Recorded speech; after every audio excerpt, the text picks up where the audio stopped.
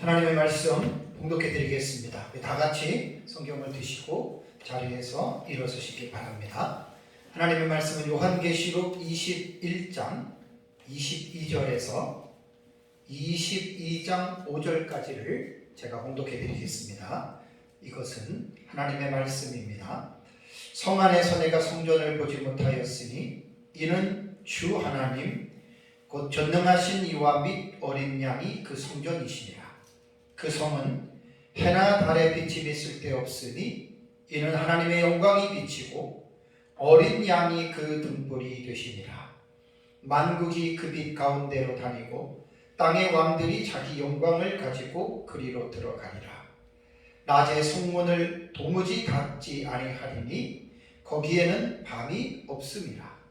사람들이 만국의 영광과 존귀를 가지고 그리로 들어가겠고 무엇이든지 속된 것이나 가증한 일 또는 거짓말하는 자는 결코 그리로 들어가지 못하되 오직 어린 양의 생명책에 기록된 자들만 들어가리라. 또 그가 수정같이 맑은 생명수의 강을 내게 보이니 하나님과 및 어린 양의 보좌로부터 나와서 길 가운데로 흐르더라. 강 좌우에 생명나무가 있어 12가지 열매를 맺되 달마다 그 열매를 맺고 그 나무 잎사귀들은 만국을 치료하기 위하여 있더라. 다시 저주가 없으며 하나님과 그 어린 양의 보좌가 그 가운데에 있으리니 그의 종들이 그를 섬기며 그의 얼굴을 볼 터이요 그의 이름도 그들의 이마에 있으리라. 다시 밤이 없겠고 등불과 햇빛이 쓸데없으니 이는 주 하나님이 그들에게 비치시니라. 그들이 세세토록 왕노릇 하리로다. 아멘. 앉으시기 바랍니다. 네, 하나님의 나라인 천국은 어떤 곳일까요? 그리스도인들에게 최고의 궁금한 주제이기도 합니다. 오전에도 지난주에도 계속 말씀드린 대로 하나님의 나라인 천국은 우리가 어떻게 알 수 있을까? 과연 그 천국을 갔다 온 사람들이 확인하고 정말 내가 천국을 가보니까 천국이 있더라라는 그 사람들의 확증을 가지고 우리는 천국을 믿어야 되느냐? 우리가 생각을 해보아야 됩니다. 그리스도인들마다 천국에 대한 인식은 다 같지 않는데 지난주와 이번 주도 계속 제가 높아지면서 말씀드리는 것은 성경은 우리 기독교인의 믿음은 그렇습니다. 어떤 자기의 신념이나 어떤 자기의 체험을 통해서 어떤 무엇을 우리가 믿음을 배우는 것이 아니라 계시된 성경 66권의 말씀을 통해서 기독교는 항상 믿음이라고 하는 것과 우리는 연결을 시켜야 됩니다. 그래서 성경이 아닌 것은 아닌 거예요. 그러니까 성경에서 말하는 것은 그게 바로 하나님의 말씀과 하나님의 진리라고 하는 이 사실을 꼭 기억하셔야 됩니다. 그래서 천국과 지옥을 갔다 온 사람들의 수많은 간증들, 책들이 많은데 결코 그런데 미혹되지 마시고 거기에 빠지지도 마시고 그냥 천국 갔다 왔다 그러면 하나님이 저 사람에게 그냥 개인적으로 그냥 주관적인 은혜를 베푸셨다라고만 생각을 해야지 그 개인의 주관을 어떤 객관적으로 그것을 내세우기 시작하면 기독교 안에 상당한 혼란이 있다라고 하는 여러분 그런 것들을 꼭 기억을 하셔야 됩니다. 그래서 우리는 항상 계시 의존 사색을 통해서 우리는 하나님에 대한 관계나 하나님에 대한 계시를 우리는 늘 배우고 있다라고 하는 것을 여러분들은 이제 꼭 기억을 하셔야 됩니다. 계시록 21장 1절과 오늘 끝까지 제가 봉독해드린 22장 5절까지는 하나님의 나라인 천국에 대해서 그래도 가장 구체적인 내용들을 이제 묘사한 본문이라고 여러분 볼 수가 있습니다. 지난주 21장 1절에서 8절까지 제가 오전 오후 설교했고 오늘 오전에 9절에서 21절까지 새 예루살렘 성의 외형의 모습에 대한 이 부분에 대해서 설교를 했는데 조금 전에 봉독해드린 21장 22절부터 22장 5절까지는 새 예루살렘 성의 내부에 관한 이러한 계시의 말씀입니다. 그러면 오늘 본문을 통해서 예루살렘 성 안의 내부에는 이제 어떠한 그러한 모습들이 있을까라고 하는 것을 하나님의 말씀을 통해서 이 시간 함께 은혜를 나누겠습니다. 자, 새 예루살렘 성 안에는 이 세상과 비교해서 볼 때 이 세상에 있던 것들 가운데에 보이지 아니하는 것들이 있다라고 말을 합니다. 그리고 이 세상에 없었던 것들이 이제 하나님의 나라인 천국에는 이 사실이 있다라고 그렇게 말을 하죠. 그러면 첫 번째는 새 예루살렘 성 안에 없는 것들에 대해서 말씀하고 있는데요. 우선 22절을 볼까요? 계시록 22장, 21장, 22절을 보면 성 안에서 내가 성전을 보지 못하였으니 이는 주 하나님 곧 전능하신 이와 및 어린 양이 그의 성전이심이라 라고 말을 했습니다. 요한이 새 예루살렘 성 안을 보니까 거기에는 하나님의 성전이 없습니다. 그러니까 사도 요한은 이제 이스라엘 사람이었고 예수님의 제자였고 예루살렘에 가서 분명히 이스라엘의 수도인 도성인 예루살렘에서 그 성을 봤단 말이에요. 그런데 이 땅에 있는 것을 생각하고 새 예루살렘 성에는 성전이 어디 있나라고 봤겠죠. 그거는 자세히 모르지만 어쨌든 예루살렘 성 안에 보니까 성전이 없더라 지금 그 말입니다. 그러면 왜 성전이 없느냐? 곧바로 그 이유에 대해서 부연 설명을 하죠. 주 하나님 곧 전능하신 이와 및 어린 양이 성전 그 자체라라고 이제 이렇게 말을 합니다.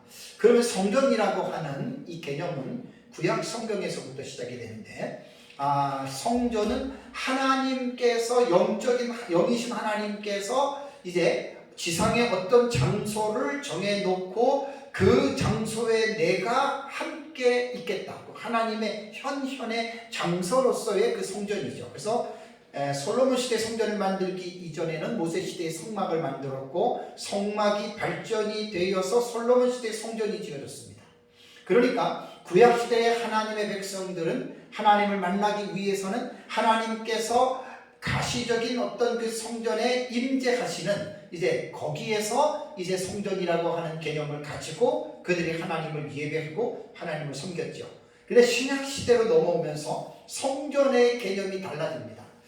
에스겔서 9장과 10장과 11장을 보면은 그때가 예루살렘이 멸망하기 직전에 한 592년 정도인가요? 한 5, 6년 전쯤에 어떤 내용이 나오냐면 하나님께서 예루살렘 성전의 동문을 향하여 하나님께서 나가시는 장면이 나와요. 저는 이제 그 본문을 전에 10몇 년 전에 제가 이제 분열왕국에 대한 설교를 1년 동안 그때 주의 설교를 하면서 그 부분을 여러분들에게 자세히 말씀을 드렸는데 사실 그 보면은 유다가 멸망하기 이전에 이미 하나님은 구약시대의 성전에 하나님께서 현현하시는 장소로서의 성전은 이미 끝난 거예요. 멸망하기 전에 하나님이 동쪽 문으로 이미 빠져나가셨다라고 성경을 기록하고 있기 때문에 사실은 그 이후부터는 구약시대 중간기 시대에도 성전은 그냥 건물일 뿐이지 거기에 하나님의 현현하시지 않는다. 하나님이 거기 계시지 않는다라고 생각을 하셔야 됩니다. 신약시대의 성전은 예수 그리스도를 영접한 자들 자체가 하나님의 성전의 일부가 됐습니다. 고린도전서 3장 16절에 너희가 하나님의 성전인 것과 하나님의 성령이 너희 안에 계시는 것을 알지 못하느냐. 성전의 개념은 하나님이 임재하는 장소가 성전이죠. 그러니까 신약시대에는 예수 그리스도를 믿는 사람들의 마음속에 하나님이 임재하기 때문에 그걸 성전이라고 하는 거예요. 고린도전서 6장 19절에도 너희 몸은 너희가 하나님께로부터 받은 바 너희 가운데 계신 성령의 전인 줄 알지 못하느냐. 성령 하나님이 계시는 성전이라 그 말입니다. 그래서 신약시대의 성전의 개념은 건물의 개념이 아닙니다. 예수 그리스도를 믿는 사람 속에 하나님의 나라가 임재하는 그것이 바로 성전이다라고 하는 이 부분을 꼭 기억을 하셔야 됩니다. 그런데 계시록 21장에 넘어와서 이제 새 예루살렘 성에는 하나님 자신이 그 예루살렘 성 안에 친히 임재하고 계신다는 거예요. 그러니까 예루살렘 성전에는 이 지상처럼 어떤 그 시간과 공간의 이 세상은 어떤 그 유한하기 때문에 지배 제약을 받지만 부활체는 다르거든요. 그러니까 그러한 곳이 필요가 없다는 겁니다, 여러분. 그러한 것이. 그래서 새 예루살렘 성은 그 성 자체가 하나의 거대한 성전입니다.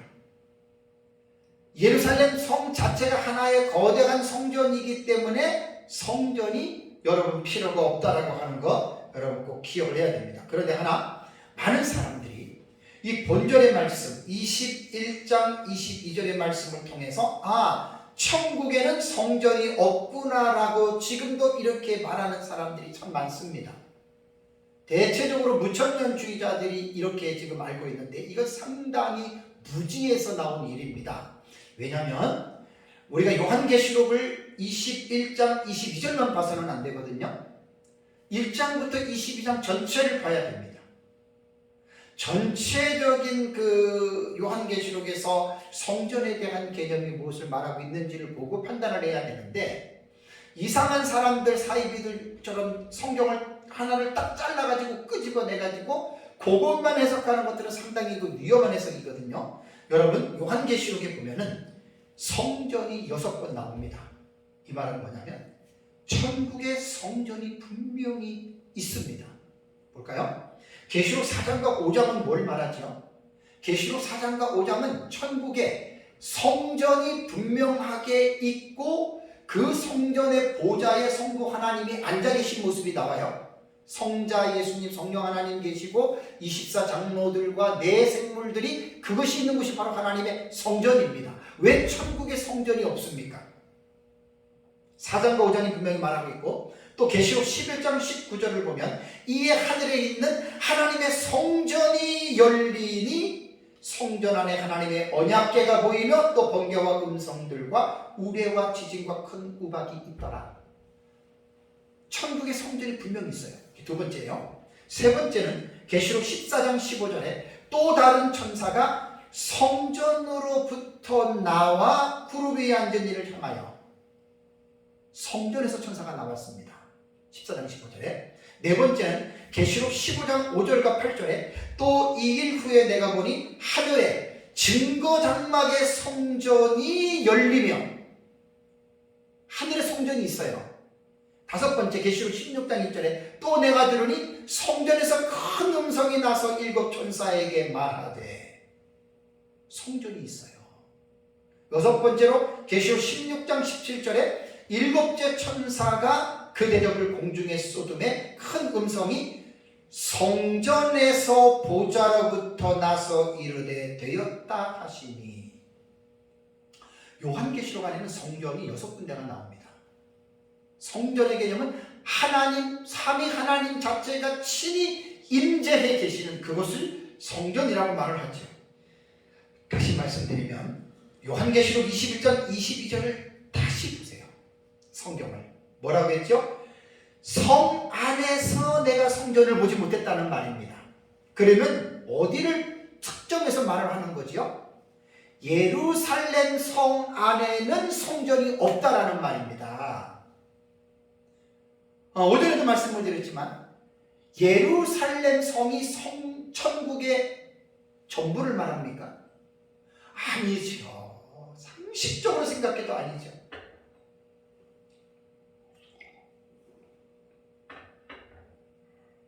종말론을 모르게 되면 이런 부분들에서 전혀 몰라요. 아니 어떻게 새 예루살렘이 천국의 전부이겠습니까? 지난주에 자세히 말씀을 드렸잖아요. 일부예요. 천국의 일부. 그러면 이 세상, 하나님이 창조하신 이 세상이 넓겠습니까? 천국이 넓겠습니까? 공간적인 것을 한번 보세요. 비교가 안 되죠. 천국이 훨씬 더 넓죠. 그러니 꼭 21장 22장의 이 새 예루살렘 성은 구원받은 성도들이 부활한 이후에 영원토록 살아가는, 그들이 살아가는 장소로서의 예루살렘 성이에요. 그 예루살렘 성이 천국의 전체가 아니란 말이에요.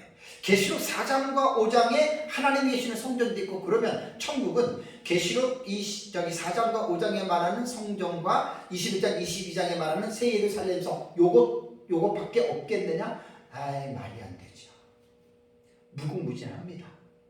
그래서 우리가 성경에서 기록된 대로 가라면 가고 서라면 서고, 성경에서 말하지 아니한 것은 말할 필요가 없어요. 그러나 상식적으로 우리가 생각을 해본다면 천국은 광활합니다. 한 점을 지울 수가 없습니다. 그래서 새 예루살렘 성은 구원받은 성도들이 부활한 몸으로서 영원토록 살아가는 그 장소로서의 예루살렘 성이지, 뭐 예루살렘 성 안에서만 그런 구원받은 사람이 영원토록 사느냐, 전혀 그렇지 않다고 생각합니다. 천국 자체에서 하나님의 아들로서 구원받은 자들이 광활한 곳에서 영원토록 사는 곳인데, 어떻게 예루살렘 성이라고 하는 이 하나의, 여러분 우리가 제한할 수가 있겠습니까? 그거는 아무리 말해도 아닙니다. 그래서 요한계시록에는 천국의 성전이 분명히 하나님이 존재하시는 곳이 있습니다. 그러나 예루살렘 성 안에만 없다라는 말이죠. 그 다음에 또 하나, 성국에는 이 세상과 비교해서 없는 것이 있는데 23절을 볼까요? 그 성은 해나 달의 비침이 쓸데없으니 이는 하나님의 영광이 비치고 어린 양이 그 등불이 되심이라 라는 말이 있습니다. 이 말씀은 인간의 이성으로 납득이 되지 않습니다. 왜 납득이 되지 않죠? 해나 달이 없으면 빛은 어떻게 되고, 밤에는 달이 반사를 해줘서 우리가 밤에 달빛으로 우리가 물리적인 어떤 그 명암을 우리는 이제 식별했잖아요. 그러니까 발광체인 달과 어떤 그 태양과 달, 이런 발광체가 존재하지 않는다. 근데 인간의 이성으로 납득이 안 되는 거예요. 그래서 제가 지난주에도 이번 첫 시간에도 말씀했잖아요. 계시록 21장에 들어가면 인간의 이성과 인간의 가치관을 버려야 됩니다. 이 세상하고 다른 곳이에요. 해와 달의 비침이 쓸데없는 것은 하나님의 영광이 비치고 어린 양이 등불이 돼요. 그러니까 이 세상 같이 천국을 생각하면 큰 오해입니다. 전혀 이 세상하고 다른 겁니다.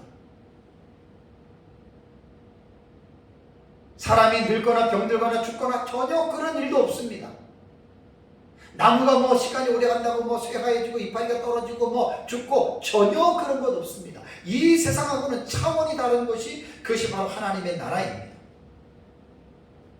밝고 어둠을 구별해주는 명암은 물리적인 현상 세계에서 필요한 부분으로 하나님께서 세상을 첫째 날에 창조하실 때 존재했고, 그것이 이제 삼라만상의 모든 현상들에 적용이 돼가지고 이렇게 되었는데, 예루살렘은 처음 하늘과 처음 땅이 없어졌고 처음 것들이 다 없어진 만물이 새롭게 된 곳이 하나님의 나라 천국이기 때문에 이 세상과 같이 생각하면 안 됩니다. 계시록 21장 5절에도 지난주에 말씀드렸죠. 보좌에 앉으시니가 이르시되 보라 내가 만물을 새롭게 하노라. 카이노스, 형태나 질이나 모든 내용 면에서 카이노스라고 하는 이 단어는 완전히 다른 거예요. 완전히 다른. 그 다음에 25절을 보니까 볼까요? 25절에 거기에는 밤이 없음이라고 말을 하고 있습니다. 그러니까 우리는 이 세상에서 태양을 중심으로 지구가 하루에 한 바퀴를 돌아요. 이게 자전해요. 그 다음에 태양 주위를 1년에 한 바퀴 도는 공전을 합니다. 이거는 이 세상에서의 살았던 우리의 물리적인 법칙에 있었던 것이고, 천국에는 해와 달이 없어요. 그러니까 물리적인 명암 자체가 거기는 구별이 안 되는 거예요. 하나님이 빛이 되시기 때문에 거기에는 밤이 필요 없고 어둠이라고 하는 것이 전혀 여러분 존재하지 않습니다. 천국에는 하나님의 영광이 비치고 어린 양이 그 등불이 되기 때문에 물리적인 빛과 빛이 필요 없고 또 어둠 또한 있지 않다라고 하는 말입니다. 그래서 제가 인간의 이성으로 자꾸만 생각하면 이거 못 믿습니다. 말도 안 돼. 왜? 우리 이 세상에서 하는 이성과 가치관을 가지고 자꾸만 하나님의 말씀을 이해를 하려고 그러면 어떻게 여러분 이것이 여러분 이해가 되겠습니까? 그래서 성경을 여러분 읽을 때에는 우리가 인간의 생각을 가지고 하나님의 말씀을 이해를 하려고 하면 절대로 이해 못합니다. 지난번에 늘 말씀드렸잖아요. 성경은 믿음의 대상이지 이해의 대상이 아닙니다. 믿어야 됩니다. 그러면 이해가 됩니다. 그 다음에 이제 25절을 보면 성문을 닫을 필요가 없다라는 말이 나옵니다. 25절을 볼까요? 낮에 성문을 도무지 닫지 아니하리니 거기에는 밤이 없음이라. 그러니까 이 세상에서 성문을 닫는 이유는 밤에 사람들이 잘 때 적군들이 성을 쳐들어올까봐 성문을 닫잖아요. 침입하는 것을 막기 위해서. 근데 예루살렘은 이 세상이 아니에요. 새하늘과 새 땅, 새 하늘, 새 예루살렘이에요. 그냥 밤이 없어요. 아무런 대적도 없고 뭐 이 세상처럼 사탄이나 마귀나 그런 것도 없고 뭐 인간을 해하는 어떤 질병도 없고 어떤 또 자연재해라든가 이런 것이 천국은 여러분 있을 수가 없는 곳입니다. 그러니까 성문을 왜 닫아요? 예, 오전에 예루살렘 성의 외형에 대해서 여러분들에게 말씀을 드렸는데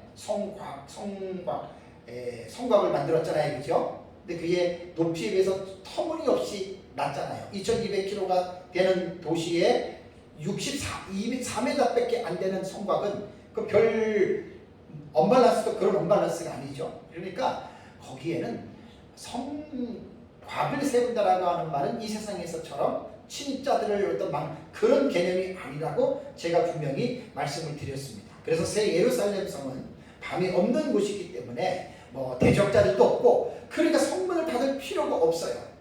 여기서 또 하나 밤이 말하는 또 하나의 영적인 의미가 있습니다.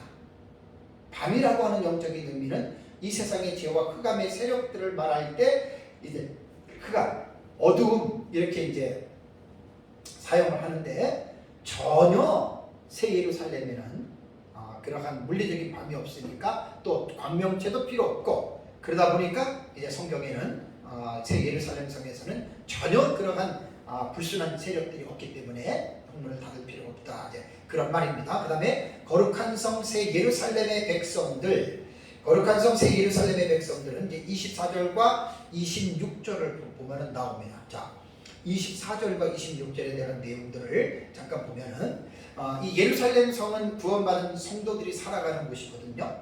그러니까 천국이라고 하는 말은 아까도 조금 전에 말씀을 드린 대로 4장과 5장에 나오는 하나님의 성전인 그곳과 그 다음에 구원받은 사람들이 영원히 사는 새 예루살렘 성이라고 하는 요 두 곳밖에 없을까요? 그럼 이 두 곳이 장소성으로 볼 때 어느 정도의 규모가 될까요? 한번 생각해 봐야 됩니다. 과연 이 두 곳밖에 없을까요? 아무리 생각해도 그렇다고 말할 수 없습니다. 천국은 수나 양, 공간, 시간 따위에 제한이나 한계가 없는 무한한 세계입니다. 정말 무한한 세계입니다. 그렇기 때문에 우리는 무한한 천국을 인간의 이성을 가지고 인간의 생각을 가지고 우리가 상상으로 천국을 그려내면 안 된다는 거예요. 그래서 성경에서 말한 대로 성경이 이렇다 그러면 그것까지만 믿어야지 거기서 자꾸만 인간의 생각을 더하게 되면 괴물 같은 천국이 나옵니다. 전혀 말이 안 됩니다. 그래서 계시록 21장과 22장에 나오는 거룩한 성 새 예루살렘은 구원받은 하나님의 백성들이 부활한 육체를 가지고 사는 장소로서 예루살렘 성은 구원받은 하나님의 백성들을 위한 성이라는 사실을 꼭 기억을 해야 됩니다. 자, 그렇다면 이 예루살렘 성에 이제 들어가서 영생 복락을 누리는데 하나님의 백성들에 대해서 두 부류의 사람이 있다고 하는 것을 이야기를 합니다. 정말 오늘 자세하게 배우지 않는 사람들은 이거 무슨 소리야 하거든요. 그럼 한번 볼까요? 21장 24절을 볼까요? 24절을 보면 만국이 그 빛 가운데로 다니고 만국이 나와요. 또 21장 26절에 사람들이 만국의 영광과 존귀를 가지고 그리로 들어가겠다라고 말했죠.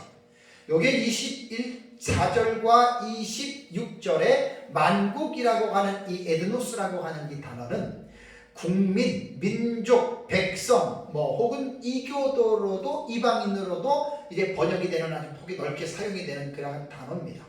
여기서 말하는 만국은 뭐냐? 만국이 영광과 존귀를 가지고 그리로 들어간다라고 하는 말은 구약 시대와 신약 시대에 이 세상에서 어린 양의 보혈의 공로로 죄사함을 받고 구원받은 사람들을 총칭하는 거예요. 구원받은 사람들은 유대인이나 헬라인이나 종이나 자유인이나 언어와 문화와 신분을 초월한 전 세계적인 범위, 어느 시대든지 간에 다 죄인이 예수님 믿고 구원받은 이 사람들이 크고 흰보자 심판에서 생명책에 기록된 자들로서 어린 양의 핏뿌림으로 구원을 받은 모든 성도들을 말합니다. 여기에 다시 26절을 보면 만국의 영광과 존귀를 가지고라 그랬습니다. 무엇을 가지고 들어간다라고 하는 말은 뭐냐면 예수 믿고 구원받은 사람들이 이 세상을 살면서 하나님의 나라와 하나님의 교회를 위해서 그들이 흘렸던 눈물들과 정성들과 그들이 하나님을 섬겼던 그 아름다운 일들에 대한 상급이라고 생각하면 됩니다. 상급은 모든 사람이 똑같지 않습니다. 다릅니다. 상급의 차등론이 있습니다. 이 미스도스라고 하는 헬라어의 상이라고 하는 단어는 대가라고 하는 말인데, 혹자는 상급에 대해서 부정적으로 보는 사람도 간혹 있습니다. 그러면 천국에서 상급을 받으면 많이 받는 사람, 적게 받는 사람, 그러면 이 세상과 별다를 바가 뭐가 있겠느냐? 이 세상에서도 차등이 있고 그래가지고 부자 있고 가난한 자가 있고, 그런데 천국에서까지 상급의 차등이 있으면 그게 무슨 천국이냐고 말을 하는데, 그렇게 말하는 신학자들과 목회자들은 오해하고 있는 겁니다. 그건 자기 생각입니다. 성경을 보면 10고을을 다스리는 권세, 5고을을 다스리는 권세, 이 고을을 다스리는 권세들이 달라요. 분명히 상급에는 차등론이 있습니다. 그렇다면 그 차등론이 우리가 이 세상에 살면서 빈부 귀천에 따른 그 차등으로 가지고 그거 가지고 많은 사람이 자기가 이렇게 뽐내고 없는 사람은 없기 때문에 가난해서 기가 죽는 그러한 차등은 아닙니다. 한 고을을 다스리건 두 고을을 다스리건 5고을 10고을을 다스리건 자기가 다스리는 것에 대해서 만족하고 감사하면서 이 세상에서처럼 어떤 차등을 두어가지고 불평등을 말하는 그 세계가 천국은 아닙니다. 상급의 차등은 반드시 있습니다. 그러나 그것이 문제가 되지 않는다는 말입니다. 한 고을이든 두 고을이든 5고을이든 10고을이든 거기에 다 만족하고 그걸 가지고 과시하거나 뽐내거나 그렇지 않고, 모든 것이 하나님이 주신 은혜의 상이기 때문에 만족하고 감사하면서 영원토록 자기가 받은 그 상급의 유업을 따라서 행복하게 살아가는 것이 바로 천국이라고 하는 말이죠. 계시록 22장 11절과 12절을 보니까 불의를 행하는 자는 그대로 불의를 행하고, 더러운 자는 그대로 더럽고, 의로운 자는 그대로 의를 행하고, 거룩한 자는 그대로 거룩하게 하라. 보라, 내가 속히 오리니. 왜 예수님이 속히 온다고 했습니까? 내가 줄 상이 내게 있어 그랬죠. 예수님이 재림하시는 목적은 심판도 있고 여러 가지가 있는데, 상을 주기 위해서 온다라고 하는 목적도 하나 있어요. 근데 그 상이 뭡니까? 공평한 게 아니라 각 사람에게, 인디비주얼이에요. 각 사람에게 그가 행한 대로 갚아주리라. 제가 목회를 32년을 했습니다. 여러 성도들을 봤습니다. 똑같이 예수 믿는다고 똑같이 하나님을 섬기고 봉사하는 게 아닙니다. 구원받았다고 똑같이 열심으로 섬기는 게 아닙니다. 하나님께 섬기고 봉사하는 일에는 분명히 차이가 있습니다. 그것은 사람이 정확하게 어떤 것들에 대한 선을 그을 수는 없지만 하나님은 그것을 아십니다. 그래서 각 사람에게 그가 행한 대로 갚아준다. 오해하지 말아야 될 것은 차등에 있어서 이 세상과 같이 불평등의 구조를 가지고 있는 차등은 아니라고 하는 거 꼭 기억해야 됩니다. 그 다음에 두 번째는, 이건 이제 일반 성도들을 말하는 거고요. 두 번째는 예루살렘 성의 왕들, 그러니까 그 왕들이 들어간다는 말이 있습니다. 자, 그 왕들이 들어간다라고 하는 말은 24절을 보면 아까 만국이 그 빛 가운데로 들어가 다니고, 이건 이제 일반 성도들을 말하는 거예요. 그 다음에 두 번째는 뭐죠? 땅의 왕들이 자기 영광을 가지고 들거리로 들어간다. 이건 천국에 들어가는 사람들을 두 부류로 말한 거예요. 그렇다면 여기서 땅의 임금들은 누군가? 이 세상에서 각 나라의 군왕들을 말하는 것인가? 아닙니다. 세상의 지위 고하가 천국에까지 영향을 미치는 게 아닙니다. 이 세상에서 왕으로 살았다고 해서 천국에서도 그 왕으로 사는 게 아닙니다. 이거는 전혀 아닙니다. 예수 그리스도를 믿은 사람은 세상의 지위 고하와 관계없습니다. 천국에는 믿음에 대한 대가는 다를 바가 없습니다. 예수 그리스도를 믿음으로 말미암아 구원을 똑같이 받은 겁니다. 이 세상의 빈부격차 전혀 그 상관없습니다. 왜 그러면 오늘 24절에는 땅의 임금들이라고 하는 특정한 부류를 말을 했을까요? 이거 잘 풀어야 됩니다. 분명히 이 땅의 왕은 아닙니다. 이들이 만국이라고 표현한 하나님의 백성들과 신분적으로 분명히 구분이 되는데, 여기에는 또 다른 부류의 하나님의 백성들을 말하는데 참 기가 막힌 표현이에요. 제가 첫째 부활 20장 4절 1시간 설교했어요. 그들을 말하는 겁니다. 그럼 계시록 20장 4절에 나오는 첫째 부활자들이 누구죠? 두 부류의 순교자들입니다. 이렇게 요한계시록은 다른 성경에서 말하지 아니한 특별한 부분을 언급하는 거예요. 그러니까 예수 믿고 죽었다. 죽었죠. 근데 그 죽음을 다른 성경에서는 그냥 다 죽은 걸로 말하는데, 요한계시록에서는 일반적으로 죽은 성도들과 하나님의 말씀과 그들이 가진 증거 때문에 목배임을 당한 순교자들, 요한계시록에서는 성도들의 죽음을 정확하게 두 가지로 구분하고 있는 것이 요한계시록에서만 볼 수 있는 특징이에요. 그래서 여기에서 땅의 왕들은 누구를 말하냐면, 천년 왕국이 들어갈 때 첫째 부활자들이 그리스도, 하나님과 그리스도의 제사장이 되어 천년 동안 그리스도와 더불어 왕 노릇한다 그랬죠. 그죠?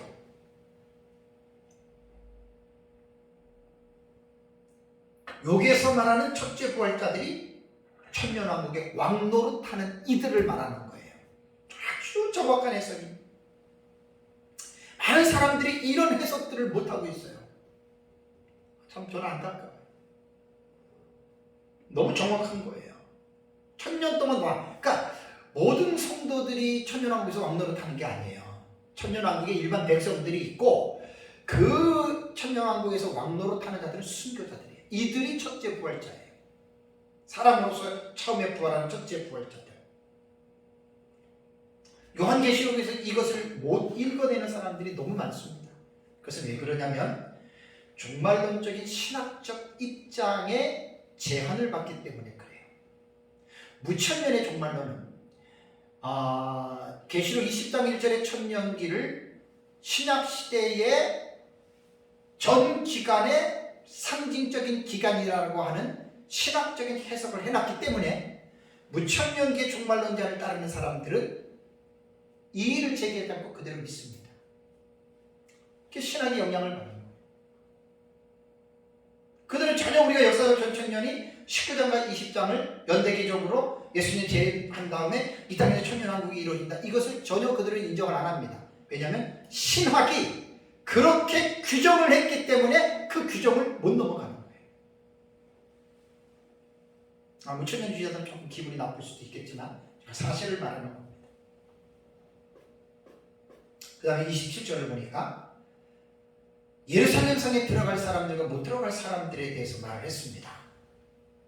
자, 천국에 들어가는 자격 기준은 여러 가지 조건이 있는 게 아니라 이 27절에는 그 사람의 이름이 생명책에 기록되어져 있느냐 기록되지 못하였느냐, 이걸 기준으로 딱 말하는 거예요. 27절 볼까요? 무엇이든지 속된 것이나 가증한 일 또는 거짓말하는 자는 결코 그리로 들어가지 못하되, 못 들어가는 사람이고, 다음에 오직 어린 양의 생명책에 기록된 자들만 들어가리라. 예루살렘 성에 들어가는 자와 못 들어가는 자입니다. 자, 우선 예루살렘 성에 들어가지 못할 자들이 27절에서 말하는 것은요, 제가 지난주 오후 예배 때에 21장 8절을 가지고 예루살렘 성에 들어가지 못하는 사람, 지옥 가는 사람들이에요. 그들이 8가지 삶의 유혹에 대해서 1시간 동안 설교했습니다. 왜 제가 그것을 했냐면, 우리는 예수님 믿으면 천국 가고 예수 믿지 않으면 지옥 간다, 예수 천당 불신 지옥 말하거든요. 맞아요. 이것은 원론적인 표현입니다. 성경은 구원에 있어서 원론적인 것만 말하는 게 아니고 그 원론에 근거해서 그 사람들이 이 세상에서 어떻게 살아가는지에 대한 삶의 구체적인 모습들을 성경은 많이 말하고 있어요. 그러니까 우리는 예수 믿지 않으면 지옥 가, 이 한마디 딱 말하는 거는 맞지만 이렇게 말하면은 사람들이 이해를 못해요. 그래서 예수 믿지 않는 사람들은 어떤 사람이 예수 믿지 않느냐? 그래서 계시록 21장 8절에는 8가지 삶의 유형을 가지고 사는 사람들이 예수 믿지 않고 그들은 지옥 가는 사람들, 이렇게 말을 하는 거예요. 오늘 27절에는 그 3가지를 말하고 있는데, 3가지 중에 2가지는 21장 8절에 나오는 8가지 유형 속에 포함이 됩니다. 포함이 되기 때문에 그 부분에 대해서는 제가 이제 생략을 하겠습니다. 이제 그 부분에 대해서는 제가 생략을 하는데, 그 부분이 뭐냐면 이제 거짓말하는 자와 가증한 일, 요 부분은 이제 지난주에 설교했기 때문에 넘어가고, 이제 안 했던 거 하나, 속된 것, 요거만 이제 제가 설명을 할게요. 그러니까 속된 것이라고 하는 이 코이노스라고 하는 이 단어인데요. 이 코이노스라고 하는 이 단어는 비속한 혹은 부정한이라고 하는 그런 뜻으로 번역이 됩니다. 그래서 속된 것이라고 하는 것은 구약 성경에서는 부정하다라고 하는 의미로 이 단어가 많이 사용이 됐습니다. 대체적으로 제의적인 면에서 부정한 것, 이걸 많이 강조를 했어요. 왜냐하면 하나님은 거룩하신 분이기 때문에 구약시대 성전의 정결과 거룩에 비례해서 부정함에 대해서 구약 성경은 많이 제의적으로 이제 말을 했습니다. 예를 들자면 할례 받지 못한 자들은 부정한 자지요. 그래서 성전의 거룩한 성전에 들어올 수 없습니다. 그리고 이방인들 또한 성전 출입을 금했습니다. 부정하다는 이유입니다. 그래서 구약시대의 제의적인 부정함은 신약시대로 넘어오면서 이 제의적인 부정함은 도덕적인 범주로 확대가 됩니다.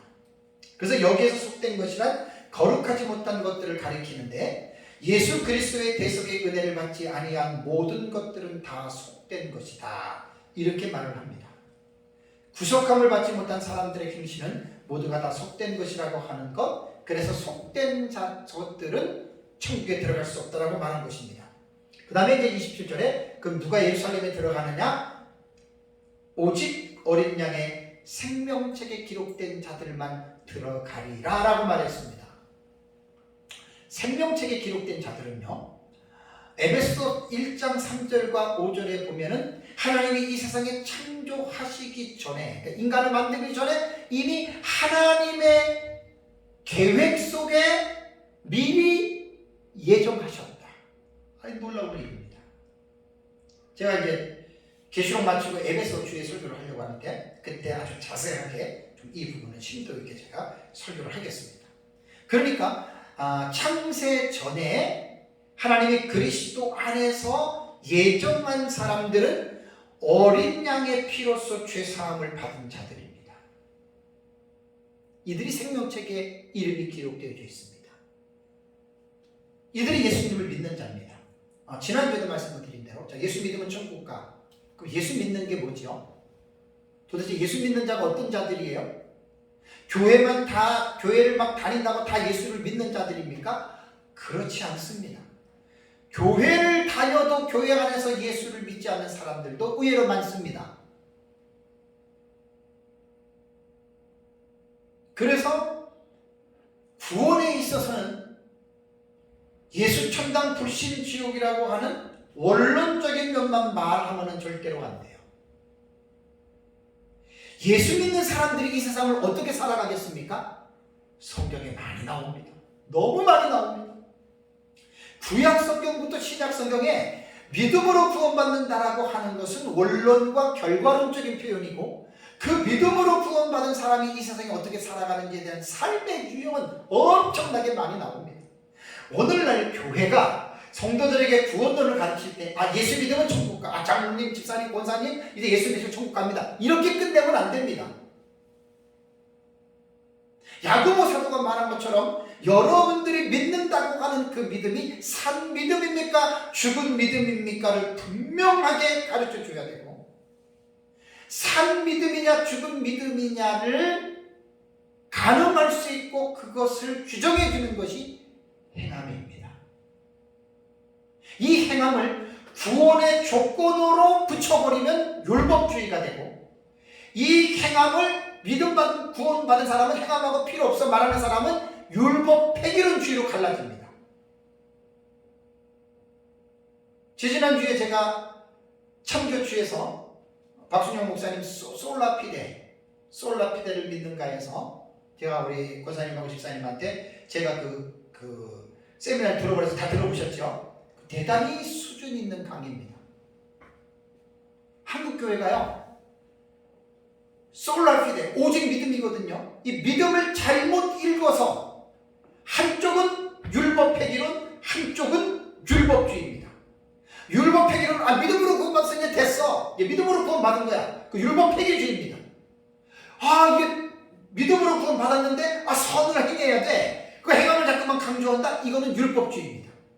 거의 아마 제가 알기로는 한국교회 안에 목회자들조차도 거의 대다수가 율법 폐기 아니면 율법주의에 있어요. 성도들은 볼 것도 없습니다. 내 무시하는 거 아닙니다. 대단히 심오한 진리입니다.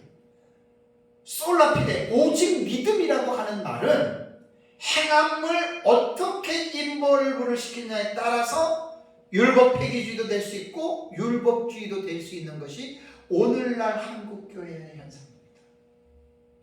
설교자들이 이것들을 못 읽어내서 율법 폐기주의는 방종주의를 살거든요. 예수 믿고 구원받았으니까 괜찮아, 죄짐으로 얘기하면 되니까 마음대로 살아, 이게 율법 폐기주의고, 아마 장로교에서 이런 교인들이 거의 많을 거예요.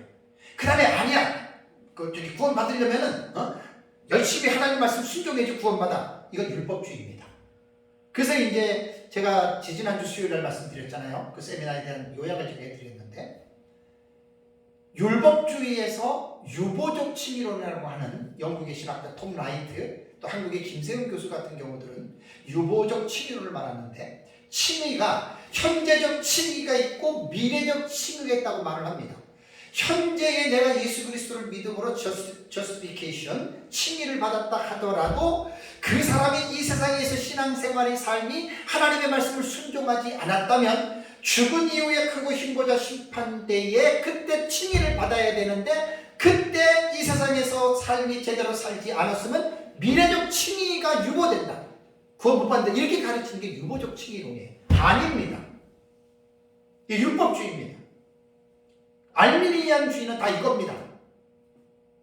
신학적으로 알미니안주의를 따르는 감리교라든가 성결교라든가 오순절이라든가 다 이쪽에 치우쳐서 가는, 대표적인 게 천주교고요.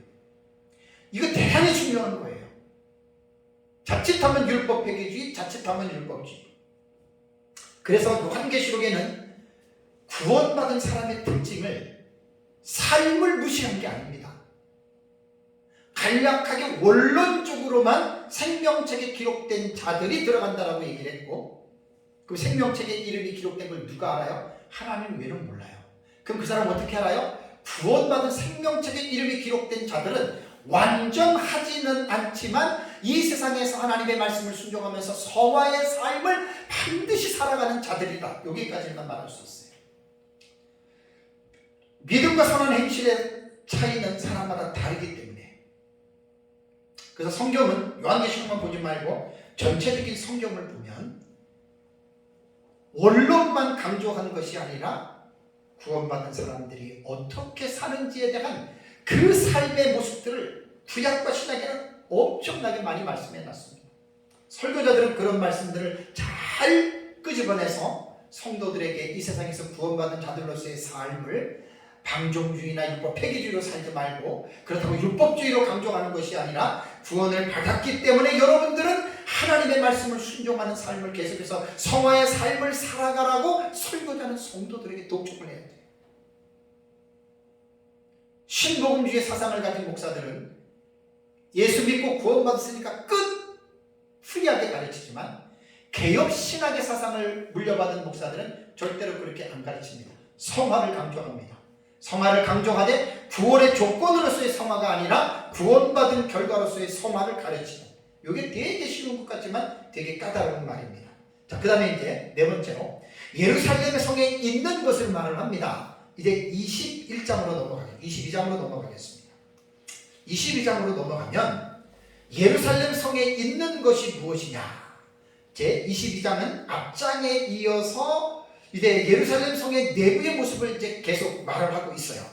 그래서 21장 22절에서 26절에는 새 예루살렘 성에 없는 것들에 대해서 교훈을 했고요. 27절에는 새 예루살렘 성에 들어가지 못한 자들이 어떤 자들인지 말을 했고, 이제 22장에 들어와서는 사도 요한이 뭘 묘사하냐면 새 예루살렘 성 안에 어떤 것들이 있는지에 대해서 묘사합니다. 물론 이것은 이 세상에 없는 것들이죠. 자, 1절을 볼까요? 1절을 보면 또 그가 수정같이 맑은 생명수의 강을 내게 보이니 하나님과 및 어린 양의 보좌로부터 나와서 라는 말이 있습니다. 1절에 보니까 수정같이 맑은 생명수의 강이다.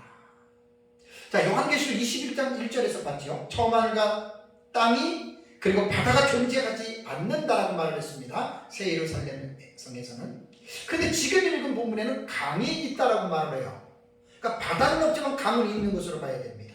자, 요한이 본 강은 수정같이 맑은 생명수 강이라고 말하고 있습니다. 수정같이 맑은 생명수 강에 대한 해석은 두 가지입니다. 하나는 문자적인 해석으로 말하면 문자 그대로 강은 강인데 아주 수정같이 맑은 강이에요. 문자적 해석이고, 상징의 의미는 여러 가지로 해석을 합니다.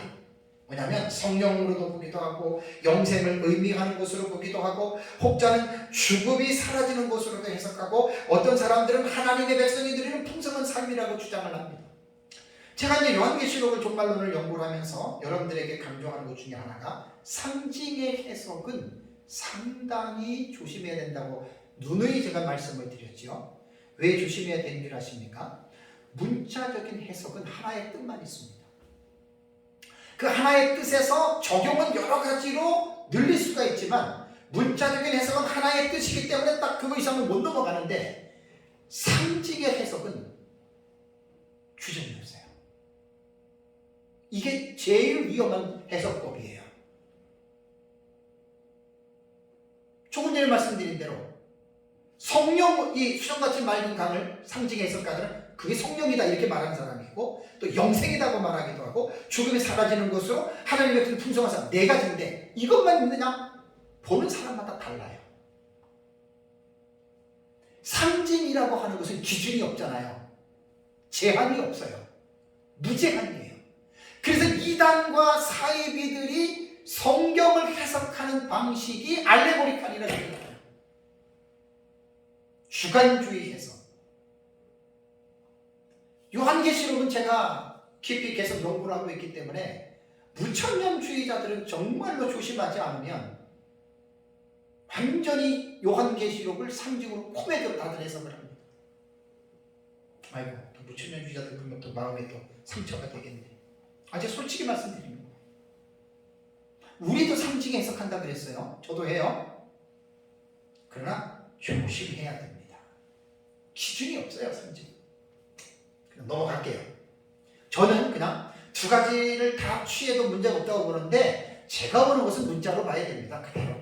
생명수의 강이지 뭐 여기서 뭐 그렇게 되느냐. 다만 생명수의 강은 저는 문자로 봐요. 문자 그대로 생명수의 강으로 보고 실제 있는 강이고, 생명을 주는 물이라고 하는 의미는 저는 상징성을 또 내포하고 있다고 저는 그렇게도 봅니다.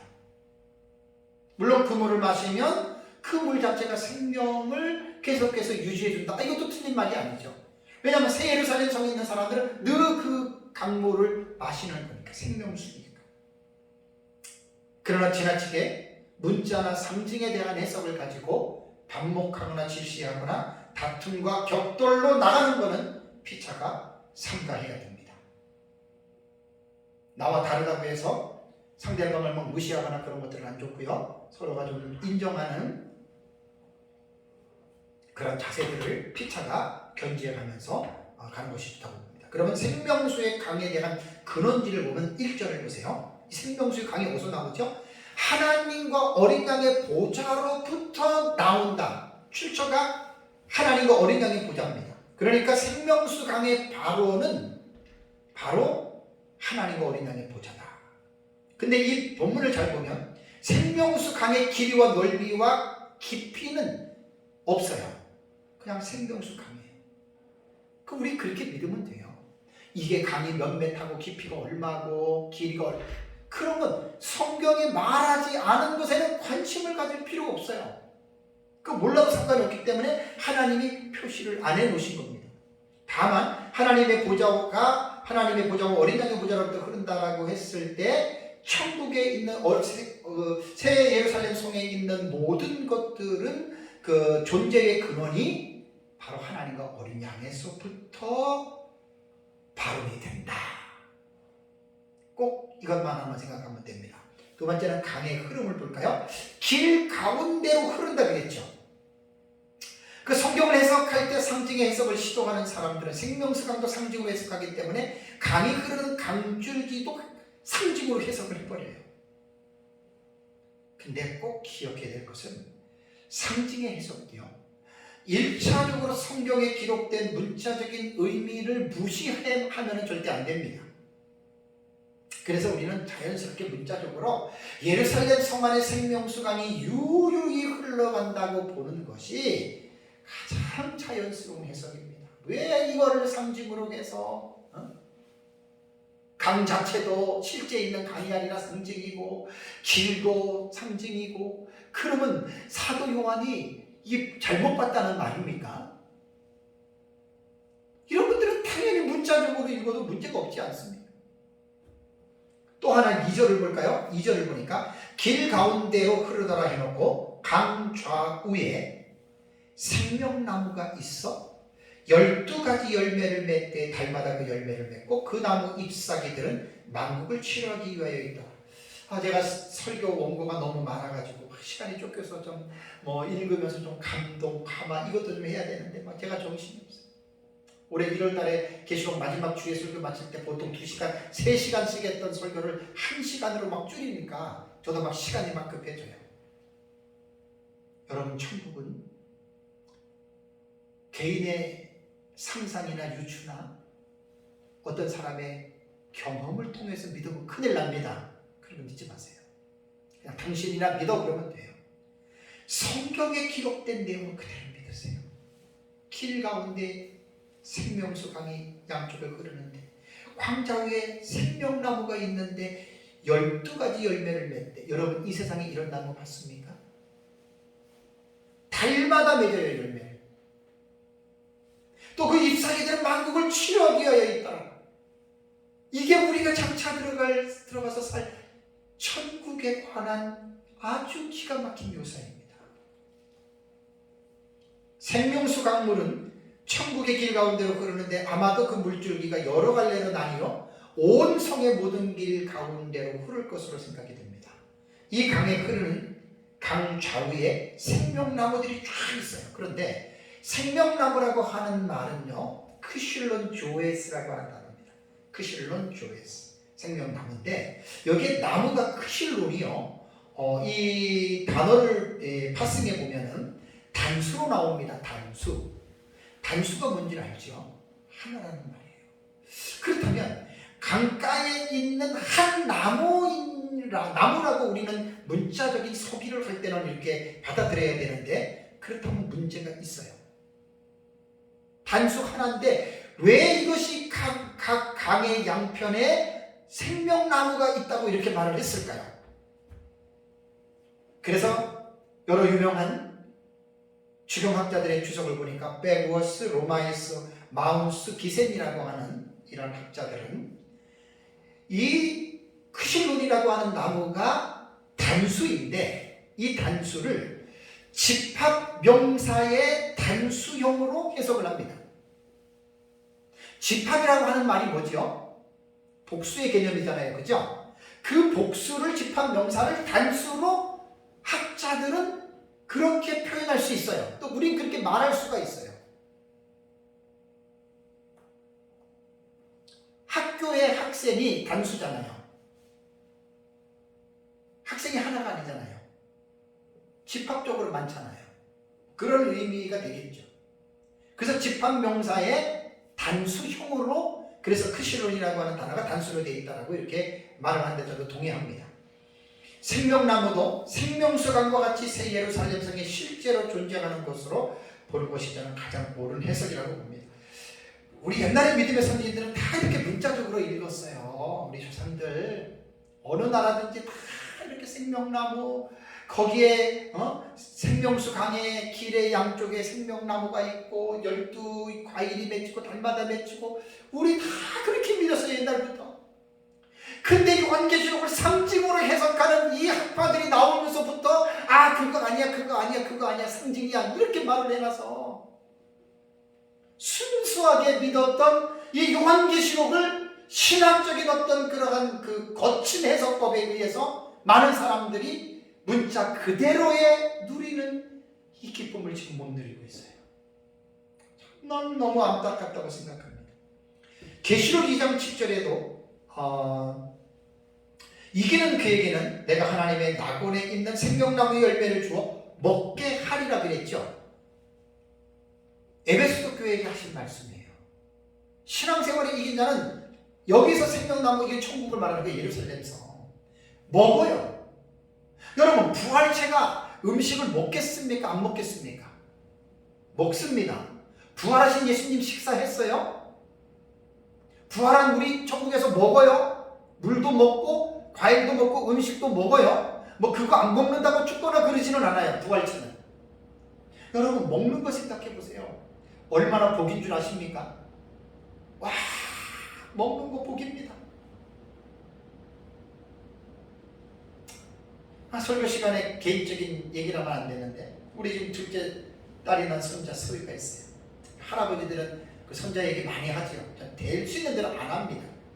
근데 지금 이제 돌이 돼가는데 음식을 받아 먹는데 이 맛있는 걸 먹으면 이 조그만 애가 빨리 달라고.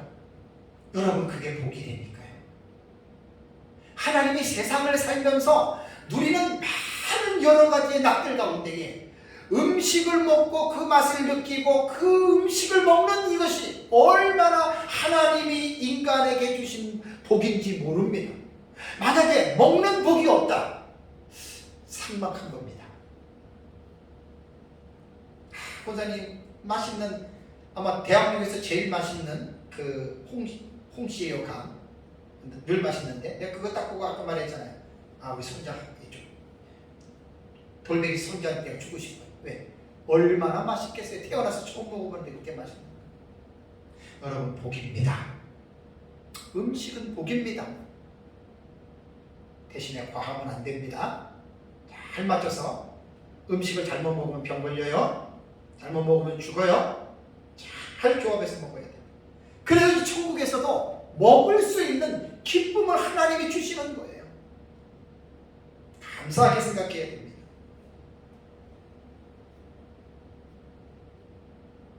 혹자는 에덴 동산에 있었던 생명나무가 바로 이 나무다라고 말하는데 전혀 아닙니다. 에덴 동산의 나무는 지상에 있는 거고 여기에서 예루살렘 성은 천국에 있는 나무입니다. 전혀 다릅니다. 여기서 이제 12가지 열매를 맺는다라고 하는 것은 제가 생략하겠습니다. 시간상.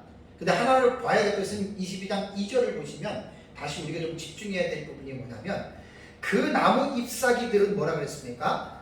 만국을 치료하기 위하여 있더라라는 말이 나오죠. 이 부분 잘못된 표현입니다. 제가 설명을 하겠습니다.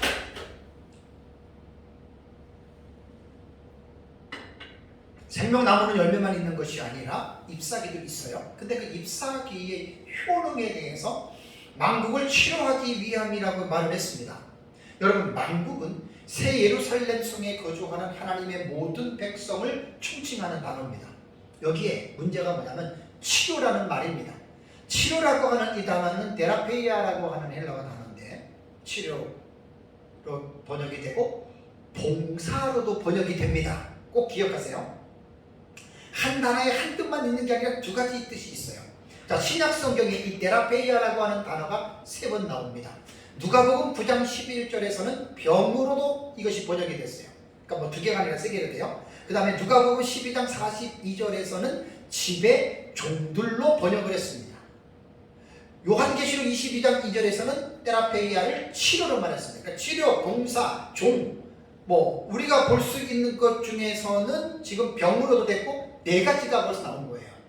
그러니까 내가 테라페이아에 대한 이 단어에 들어가가지고 깊이 있게 몇 가지로 했냐, 그것까지는 내가 연구를 안 했습니다. 그런데 왜 우리말 성경의 이 본문을 치료로 번역을 했느냐? 그러니까 한 가지 또 의문이 드는 것은 많은 주석가들을 제가 한 수십 권의 주석을 보면 여기에서 치료의 의미를 설명을 하는데 본문에 적용되는 이 시츄에이션이 뭐냐면 천국이란 말이에요. 천국이라는 상황에서 어떻게 이 테라페이아를 치료로 번역을 했는지에 대한 분명한 이야기들을 해주는 주석가들이 없어요. 자, 보세요. 치료라는 단어는 어떤 뉘앙스가 들죠? 병이나 상처로부터 날 때 보통 치료라는 말을 쓰잖아요. 그죠? 테라페이아를 써요. 그러면 새 예루살렘 성에서 그러면 병이 걸리고 상처가 있을 수 있다는 건가? 사람이 놀다가 여행하다가 하다가 다쳐가지고 막 팔도 부러지고 다리도 부러지고 뾰족한 데 찔려가지고 그거를 다시 이렇게 치료를 받아야 되는가라는 생각이 들 수밖에 없어요. 지금 이거는 박윤선 박사님의 주석에는 만국을 치료한다라고 하는 의미는 모든 사람의 죄로 상한 영혼들을 구원한다라고 하는 의미라고 말했습니다. 그러면서 그 나무의 실과는 사람으로 영생하게 하고 그 잎사귀는 사람의 상한 영혼을 낫게 한다라고 이렇게 박윤선 박사님은 주석을 했는데 나는 이걸 보면서 이건 아닌데 그런 생각을 했어요. 왜냐하면 이치상으로 맞질 않아요. 새 예루살렘 성에 있는 생명나무 강 좌우에 있는 이 존재하는 이 나무가 아까 말씀드린 대로 뭔가가 부족해서 병이 걸리고 다칠 수 있기 때문에 그 잎사귀로 계속해서 치료를 해야 된다라고 하는 이런 인식을 갖게 하잖아요. 우리말 성경 번역 중에서 세 가지 여건에 심각한 문제가 있습니다. 제가 요한계시록을 연구하고 책을 쓸 때 11가지 여건을 가지고 제가 연구를 했어요. 다는 안 봤어요. 중요한 부분들은 제가 봤어요. 현대어 성경의 계시록 22장 2절을 보면 그 남은 잎은 온 세계의 민족들을 치료하는 약으로 사용되었습니다. 참 도대체 정신이 있는 사람들인지 내가 묻고 싶어요. 그러면 예루살렘 성에는 천국은 세계 민족들이 병이 걸린다는 말이잖아요. 참 이건 신학적으로 너무너무 지금 중요한 실수를 한 거예요. 공동 번역도 계시록 22장 2절을 그 남은 잎은 만국 백성을 치료하는 약이 됩니다. 아니 천국에서 병이 걸려요? 여러분 어떻게 생각하세요? 공동 번역이 이렇게 나왔어요. 그럼 사람들이 천국에서 살다 보면 그렇지 이 세상에서처럼 병도 걸리겠지. 그 병도 걸리면 생명나무 나뭇잎으로 이거는 진짜 도대체 성경의 종말론의 의미를 알고 도대체 이 본문을 번역했는 난 그게 의심스럽다는 이야기예요. 한글 킹 제임스 성경도 그 나무의 잎사귀들은 민족들을 치유하기 위한 것이더라. 참 정말 우리가 보는 개혁 성경과 위의 세 가지의 번역은 다요 내용상으로 문제가 있을 수 있습니다. 왜냐하면 아까도 말씀드린 대로 새 예루살렘 성은 이전 것들이 다 사라진 실천신주예요. 전혀 이 세상하고 연관을 시켜서는 안 되는 거예요. 새 예루살렘에 질병과 고통이 있음을 어떤 사람이 이렇게 얘기를 해요. 이 말은 그렇다고 새 예루살렘에 질병과 고통이 있음을 의미하는 것이 아니라 생명나무에 참여하면 전혀 고통이나 부족함이나 질병이 없는 완전함을 누리는 것이다. 꼭 제가 지금 의문을 제기했던 그게 아니라고 말하는 이것도 말이 안 되잖아요. 그렇다면 뭐가 지금 문제가 생긴 거죠? 테라페이아를 치료로 이 단어를 번역했기 때문에 여기서 문제가 생긴 거예요. 그래서 제가 감히 주장하는 것은 제가 뭘 말하냐면 왜 테라페이아를 꼭 치료라는 말로 씁니까? 봉사라고 하는 단어도 있잖아요. 그러면 이 본문을 치료라고 테라페이아를 번역하지 않고 봉사로 번역한다면 어떻게 해석이 되겠습니까? 생명나무의 열매는 천국의 백성들에게 어떻게 해요? 봉사하기 위하여 그 나뭇잎을 사용한다. 이렇게 여러분 해석이 되지 않겠어요? 왜 이런 것들을 나는 학자들이 생각을 못했나? 나는 그게 너무 의문스럽습니다.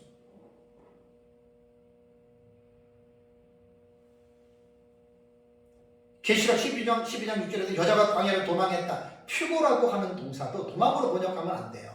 그러니까 계시록의 의미를 모르는 학자들이 단어를 갖다가 의미를 선택할 때 계시록의 의미를 모르니까 엉뚱하게 단어를 갖다 끄집었습니다. 난 이것도 그렇게 보는 거예요. 봉사라는 뜻도 있습니다. 그러니까 그 나무 잎사귀들은 만국을 봉사하기 위하여 있더라. 그러면 얼마나 여러분 이게 합리적인 여러분 해석이 됩니까? 천국에 있는 모든 것들은 구원받은 백성들을 위해서 봉사하는 거잖아요. 천사들도 구원받은 자들을 섬기는 거잖아요. 영어 성경을 보면 8가지 여권들 중에 한 가지만 YLT 여권에서만 서비스로 번역이 됐다고 주석에 나오더라고요. 아, 이게 그렇구나. 그래서 서비스 오브 네이션스라고 번역이 됐습니다. 이것은 뭐냐면 열방을 봉사하기 위해서, 나머지는 모두 힐링 오브 더 네이션이라고 그랬어요. 만국을 치료하기 위해서. 힐링이라는 단어 썼어요. 영어도 힐링. 그래서 YLT 여권의 서비스가 나는 가장 본문을 제대로 나는 영어 성경의 단어를 초이스했다라는 저는 생각을 합니다. 치료 아닙니다. 봉사하는 겁니다. 열매도 구원받은 자들을 위해서 생명나무도 봉사하고 나뭇잎까지도 영생을 누리는 구원받은 자들을 위해서 봉사하기 위해서 있는 거지 치료하기 위해서 있는 게 아니란 말이에요. 그래서 원문을 가지고 각 나라 말로 번역을 하는 과정 속에서 단어 하나를 잘못 선택하면 엉뚱한 그 말도 안 되는 그 주석들이 주해들 막 해석들을 하거든요. 봉사라고 딱 번역하면 가장 합리적인 거예요. 다음에 3비전에 보면 새 예루살렘 성에는 하나님과 어린 양의 보좌가 있다고 했습니다. 3절을 보니까 하나님과 그 어린 양의 보좌가 그 가운데에 있으리니라는 말이 나옵니다.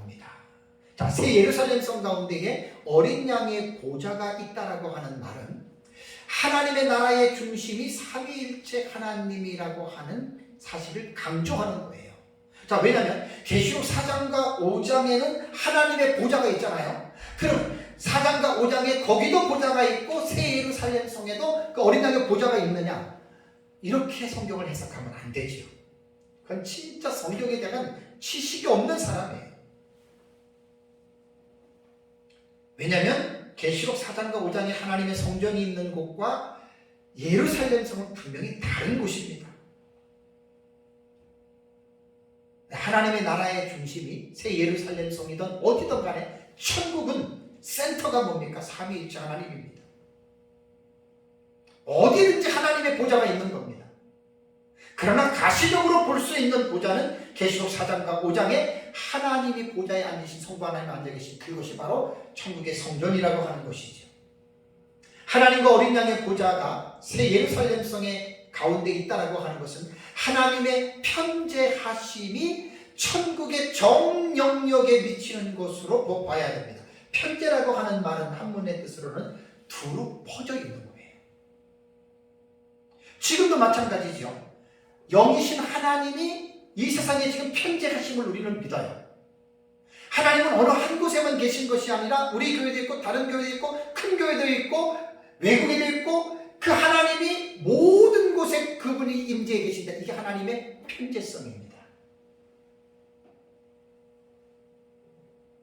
그래서 천국에는 어디든지 간에 하나님이 중심이 되신다라고 하는 것을 말하는 것이죠.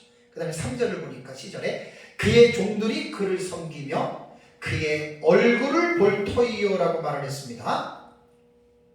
그 다음에 그의 이름도 그들의 이마에 있으리라라고 하는 말이 있습니다. 여기에서는 해석이 까다로운 게 그의 종들이 누굴까? 구원받은 모든 성도들을 말하는 것일까? 아니면 다른 특정한 부류에 있는 성도를 말하는 것일까? 찾아내기 힘들지만 저는 같은 대상은 아니라고 봅니다. 다른 대상입니다. 그래서 아까도 말씀드린 대로 첫째 부활자들 있잖아요. 요한계시록에만 볼 수 있는 특징이에요. 순교자들을 분명히 떼어내서 구분했습니다. 순교자들. 첫째 부활자. 헤아나스타시스 헤프루테. 첫째 부활자입니다. 되게 중요합니다. 그래서 여기서 종들이 뭐 22장 4절에도 그의 얼굴을 볼 터이요 이런 말을 했고 22장 4절에도 또 그의 이름도 그들의 이마에 있으리라는 말과 그들이 세세토록 왕노로 타리로다라고 하는 이 말은 모든 성도들로 저는 해석하지 않습니다. 그러나 모든 성도들이 해당이 되지만 그럼에도 불구하고 첫째 부활자들은 하나님이 특별한 존재로서 천년왕국에서뿐만 아니라 천국에서까지도 하나님은 그들에게 특권을 주셨다라고 해석하는 것이 가장 합리적인 해석입니다. 제가 지금 설교 시간이 지금 1시간 11분입니다. 1시간이 지금 10분이 넘어가서 이 부분은 그냥 생략을 하겠습니다. 이 부분은 생략을 하고요. 자, 마지막으로 이제 새 예루살렘 성에 없는 것들이 있습니다.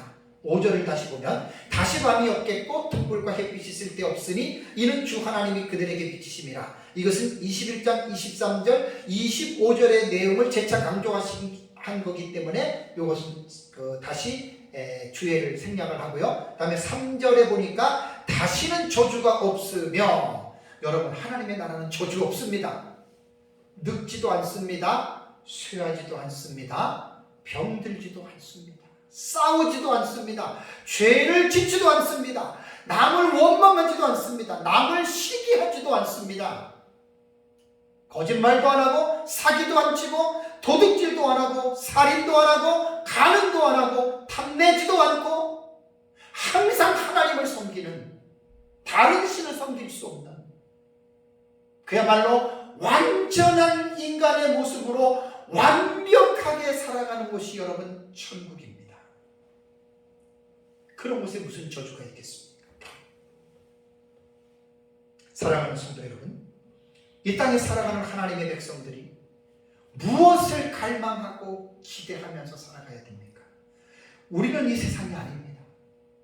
존 버전이 철로 역정을 쓰면서 서론의 그 고백한 것을 보면 전도자가 예수님을 믿고 성경을 보다가 깨달은 것이, 이 세상은 장망성이라고 하는 사실을 발견했어요. 이 세상은 장차 망할 성읍이구나, 지구가. 이 세상은 우리의 소망이 아닙니다. 계시록 18장을 보면은 이 세상이 하나님의 불심판을 받을 때 몇 가지의 유형의 특수한 장면을 클로즈업 시켜가지고 계시록 18장에는 묘사를 했죠. 이 세상은 다 불타 없어집니다. 그렇기 때문에 우리는 이 세상에 소망을 두는 것이 아니라 영원한 하나님의 나라에 여러분 우리는 소망을 두는 것입니다. 이게 그리스도입니다. 말로만 그리스도인이고 말로만 교회를 다니는 게 아니라 우리들의 삶이 이 세상의 어떤 그 세상에 빠지거나 세상의 타락에 물들거나 우리 그래서는 안 됩니다. 우리는 영원한 하나님의 나라에 대한 소망을 갖고 살아가는 자들이기 때문에 하나님의 나라의 백성으로서 분명한 믿음의 정체성을 가지고 믿음으로 하나님의 나라를 소망하면서 살아가시기 바랍니다. 마지막으로 한 가지 높아지면 다시 강조합니다. 천국을 갔다 왔다, 입신했다, 천국이 어떻고 지옥이 어떻고 그런 사람들의 말에는 절대로 귀를 기울이지 마십시오. 당신이라 그렇게 믿으십시오 하는 게 낫습니다. 그 시간에 성경을 배우세요. 성경을 공부하세요. 그리고 성경에 기록된 대로 믿고 그대로 소망하고 그 그대로 이 성경에 기록된 대로 순종하는 삶을 살아가시기를 주님의 이름으로 축복합니다.